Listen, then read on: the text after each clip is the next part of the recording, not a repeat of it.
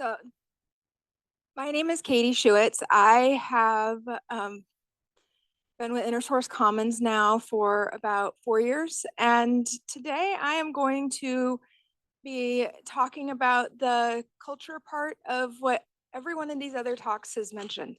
People talk about process, we talk about change and transformation, and everyone says that people are the most important part, and they're right.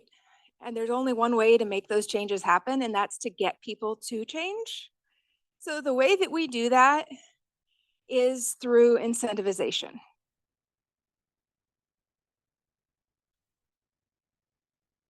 I think that I am doing something incorrectly. It's not advancing. I'm plugged in.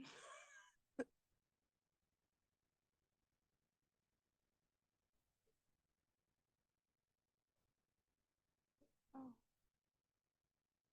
there we go. So the most basic question is, what is an incentive? And the very short form is it's something that gets somebody else to do something, but it's something that helps people want to do something else. But it's ultimately it's a motivator. It's something that someone desires. And in the inner source world, we have different things that we can use. We can use money. We can use desire for individuals to want to change for their own personal ease and making life easier during the workday. And all of those motivations are different based on how much effort is required by the person. If they have to do absolutely nothing and they're given $1 million, they probably would. And I guarantee you, nobody is going to give you 24 hours of their day for $1. So there is somewhere right in the middle of that balance between money and internalized feelings or intrinsic motivations that is the right balance. And the basic equation is the incentive is the desired behavior multiplied by the motivator's value and divided by the effort. And those incentives, that same formula is applied across the board. You have executives who are running at the enterprise level. These are your VPs, your CEOs, the person who says, we want InnerSource. It worked at our last company. We don't know how to do it, but we really want it. And they tell another person in the company, go ahead, make it happen. And from there down, an incentive is applied at each level of the organization in order for the change to occur. We have at the top level of your organization, those individuals are going to see your results of InnerSource through external factors, the success of a product, the customer satisfaction. They are not going to see as many of the small internal details that we often see as working at a program level. And each one of these levels, our success is dictated by metrics. So that keyword, and the CEOs really like metrics.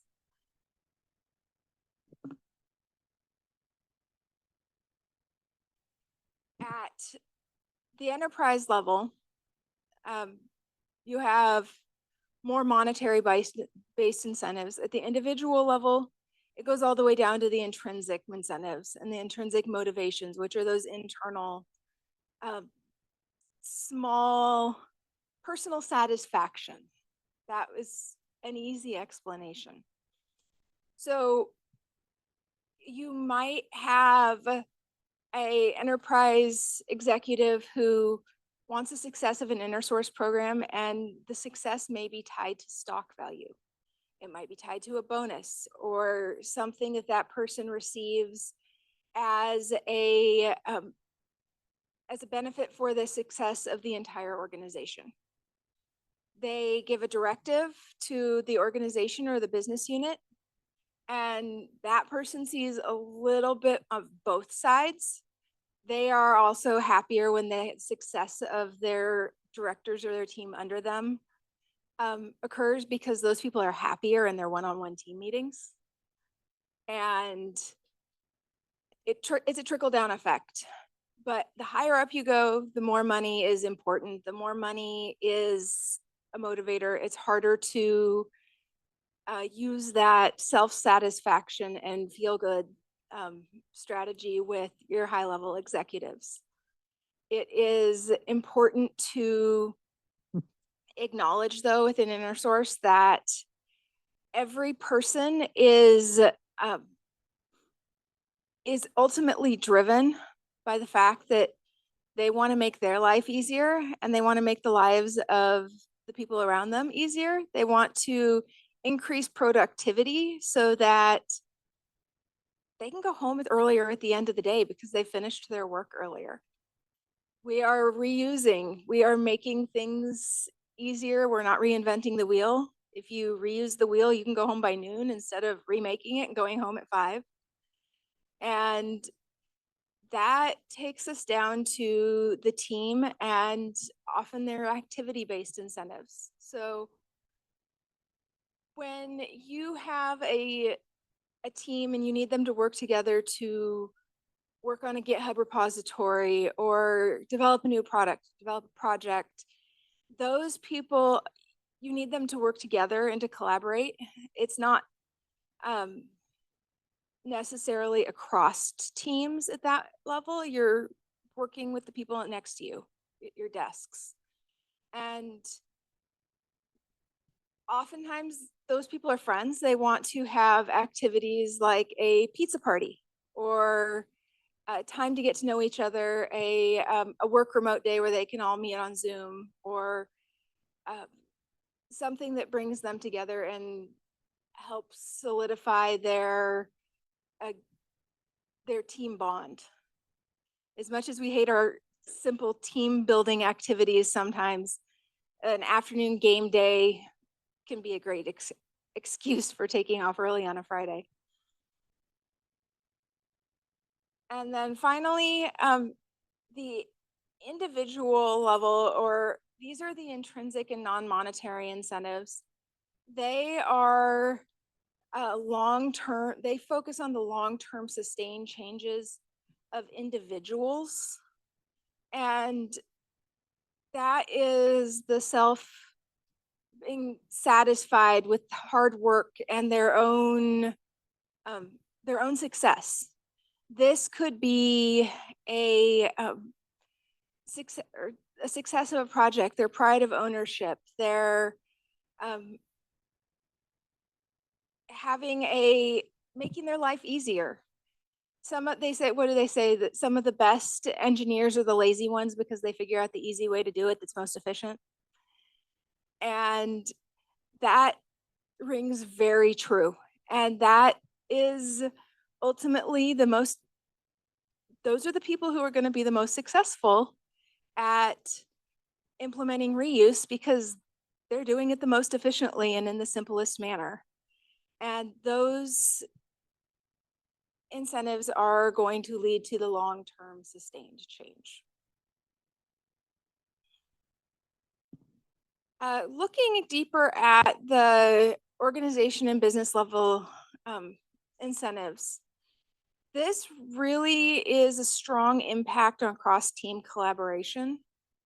These are a strong impact to metrics of cross-team collaboration. And when we talk about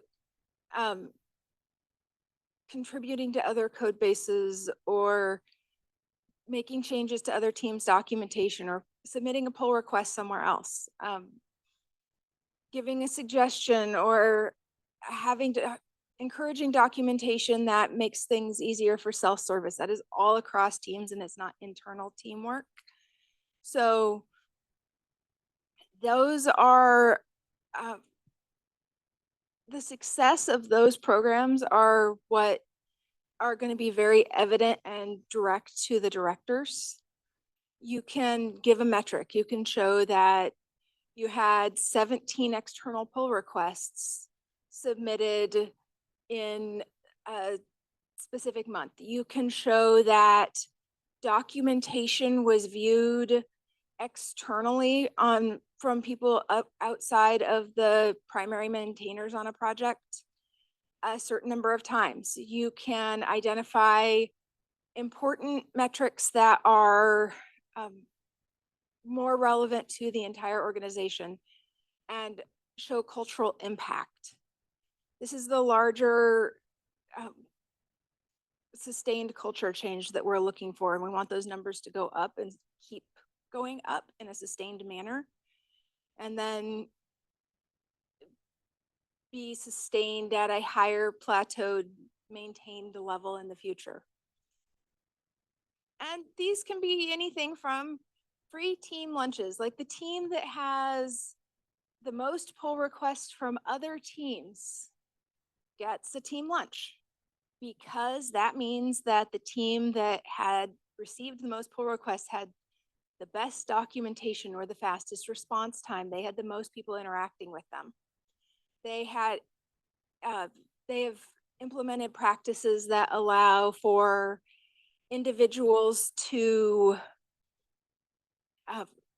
access their information more efficiently. And that takes a lot of best practices put together and a lot of sustained effort. And another incentive that is often thought about is early access to new tools and efficiency tools. That maybe a company is rolling out a new part of an InnerSource platform.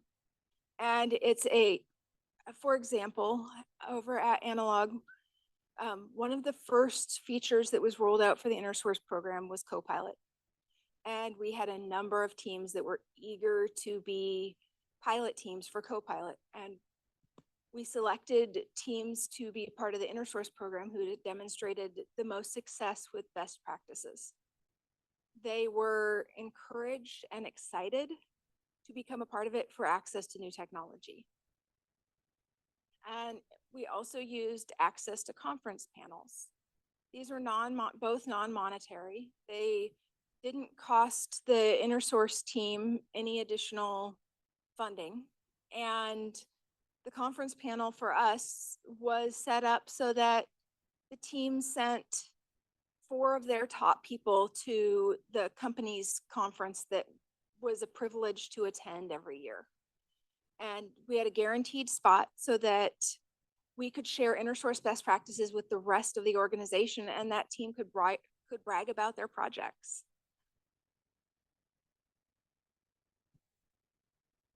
The team level incentives were then this is where the teams were working together and to improve the quality of individual projects. I had mentioned earlier that this might be getting individual teams to work together internally. And you can do that by promoting a little bit of competition, but also collaboration. And something small. These are very common non-monetary and not going to be a gift card, because that gift card has a different value from one person to another. I can tell you that a $25 gift card to the grocery store for one person is going to make a lot less difference than it would be to somebody else. But small tokens to incentivize. Sometimes this is something fun. It goes on the desk and it's just a small reminder that what they did meant something. It might be a fidget spinner that says great job on it. Just something that makes them remember they had a great moment. And it might be a special frame that is given to them for their team picture to be put in it, or a little thank you note.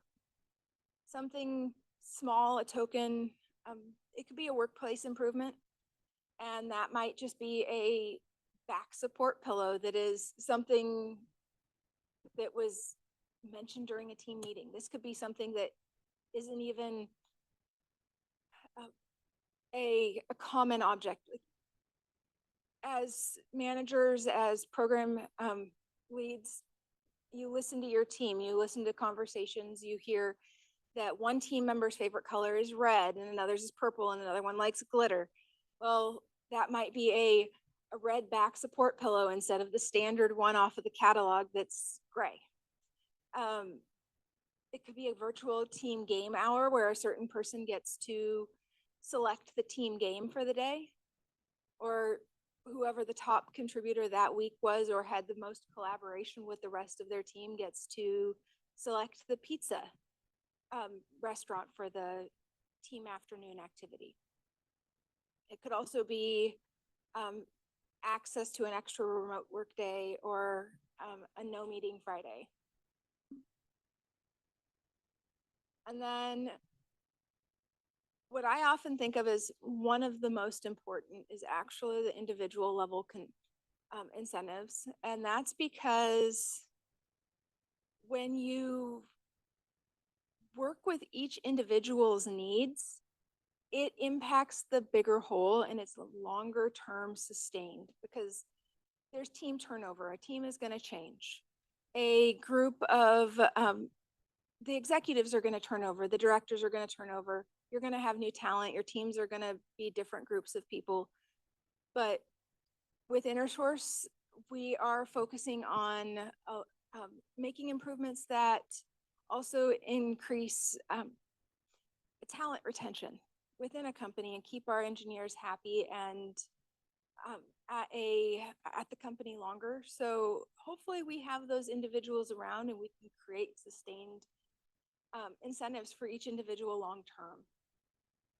These are discussed often one-on-one with managers, and they are most often non-monetary. They're equal across every member of the team. That could be access to attending a conference. That could be focused on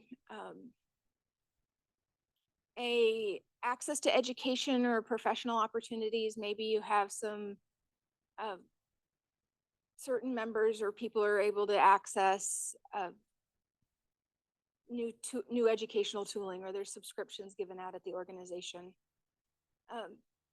Time off, remote work, Friday afternoons, work from home, or working on a project, getting it done early and taking time off. And this could be, and this is most often beneficially implemented through a performance evaluation. You can put those metrics in that focus on behaviors that you want to improve across the this is across the entire organization, but it focuses on individuals. So people can talk with their managers about areas of improvement or areas of excellence, and that might be a behavior that is exhibited in documentation and the need for individuals to have certain levels of documentation before they're promoted, or certain types of collaboration that you want to see.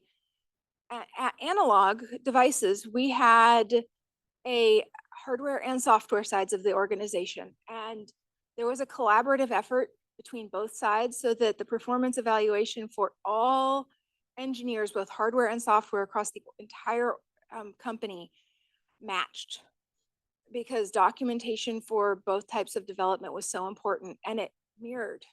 We wanted them to be able to collaborate at the point where the processes combined and they were working on embedded software. So we matched their desired behaviors and created performance plans that then individual managers talked with each of their engineers about, and we used that to find our trusted committers, our maintainers, and people who exhibited the best performance across those skills. We used our performance metrics to compare team success based on individual performance. And these different companies encourage different things. If they encourage speaking opportunities at conferences, you can offer speaking opportunities to those employees. Maybe they're going to speak on their InnerSource success. Maybe they're going to speak on a best practice surrounding InnerSource that is specifically relevant to their project. Giving people the opportunity to share their success is intrinsic motivation. Of course, there's a little bit of monetary because you're sending them to a conference, but it's bragging rights. It's telling people about their success, their projects, and what they have accomplished. And a sustained change is more valuable to the company than small changes that have to be rewarded monetarily. Like every time you find a bug, you get a bug bounty internally type of program. But a sustained long-term change will also impact your culture. And this is the opportunity for people to have individuals encourage each other and to give each other tips and tricks about their successes. It is, if someone reaches a goal as an individual, you reach back out and you have that person share their own success, because that's what creates culture change.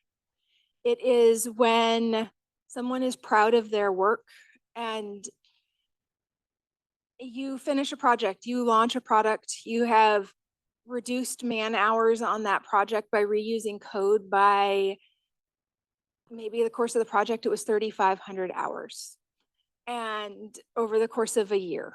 And you share that with your teammates. They realize the best practices that you have used, and and other teams realize the success of that project, and that enthusiasm spreads. A manager can go and tell everyone and every team that something is going to make their life great. But until you talk to someone at your own level that says, as a firsthand account, I had a great success with this, then that's when you believe it.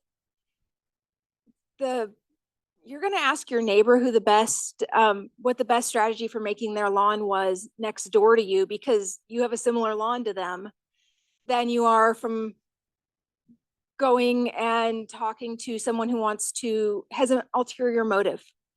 And oftentimes people see more eye to eye with equal level peers. So find how your engineers can be neighbors to each other and can share their own successes in order to improve that intrinsic motivation across the teams. And that reward really is the comfort and the resources.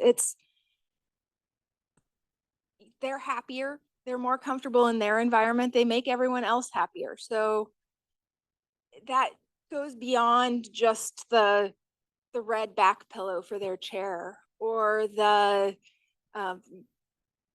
new finger baubles to play with and fidget toys. Those are going to be your change agents. And once you find people who are highly successful and that type of motivation has impacted, those are the people that you want to promote.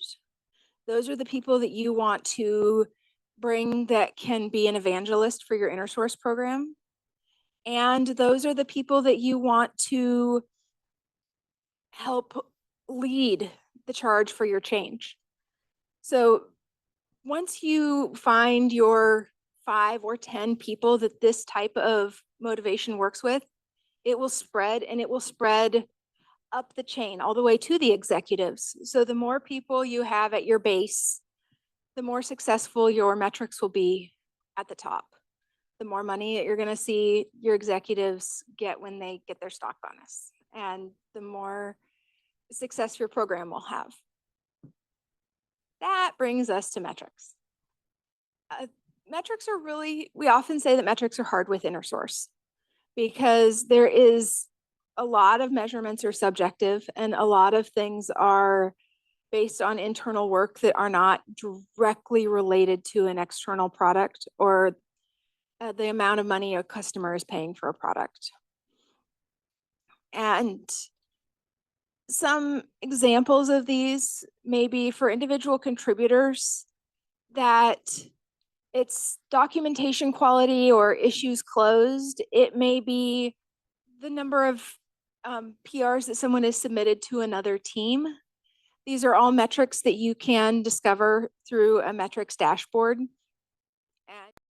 platforms such as Backstage or any other InnerSource portal that your company has developed that reaches into GitHub or wherever your source code is located to identify the best metrics for demonstrating success. At a team level, sometimes this is often average time to review for PRs. These are harder to capture from time to time, but it is important. So you can start with things that are small and then make them more challenging. We asked our teams to make sure that they had their documentation created, and we wanted to see how many other teams viewed their documentation. We had teams that were encouraged to reach out and communicate over asynchronous communication instead of team meetings. And for those teams, the reduction in external meetings was a calculation that we were able to focus on. And that was hours of time saved. If you have 1,000 engineers and each of them has 50 weeks of work a year, they each have, if you can reduce the number of meetings by an hour a week, just 1 hour a week, maybe that's one 1 hour meeting or 4 15-minute Zoom calls for them asking questions. You just had 50 weeks of work for 1,000 engineers at 1 hour a week saved. That is a very high metric to show your executives if you can capture those numbers. Then at the Oregon business unit level, we have company success and your overall collaboration across the organization. You have, it might not show up on a slide deck as easily as you would like, but it's going to be that person that walks into the executive's office who is happy and who has said, oh, my team just finished a product early because we were able to reuse this much code, or we were able to find the documentation and didn't have to go talking to 50 people.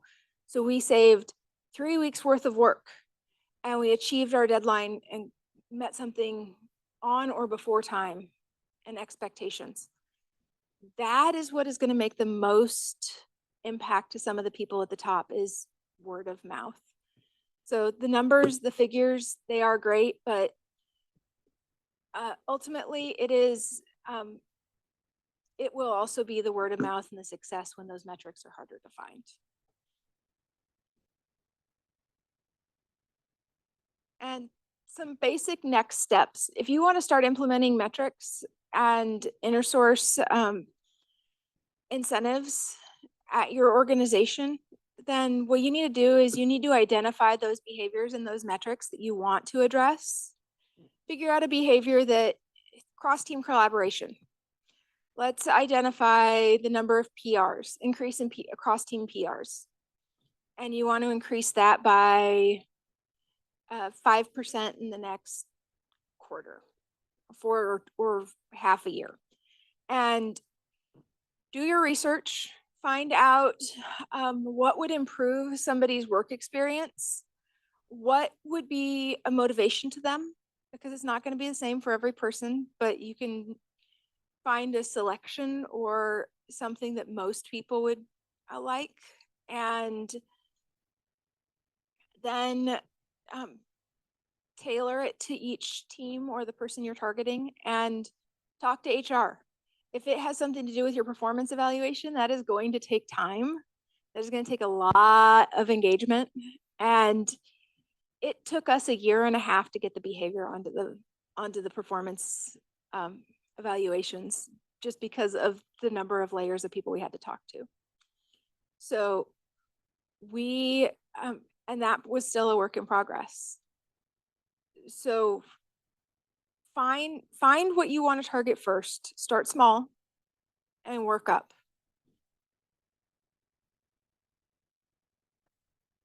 And sustained metrics, this is just showing you that they impact so many things. It's not just a sustained impact on a product figure. It is your culture. It's individual motivation and productivity, quality, and collaboration. You can show your executives that, or your managers, that incentives impact more than just work. They impact every aspect of an individual's life. And that's what I have. If I'd like to open it for questions, if anybody has any questions.